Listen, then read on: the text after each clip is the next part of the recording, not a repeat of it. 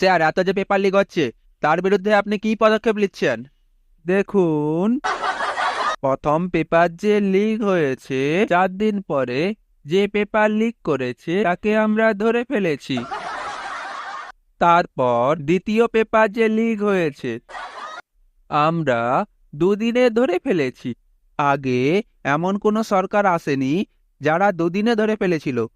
আমরা 2 দিনে ধরে ফেলেছি। আপনারা বিশ্বাস করুন, পরের বারের পরীক্ষার পেপার লিক হওয়ার পর আমরা 1 দিনের মধ্যে ধরে ফেলব। আপনি কি করে জানেন 1 দিনে ধরে ফেলবেন? আমি সব জানি। আপনি সব জানেন মানে?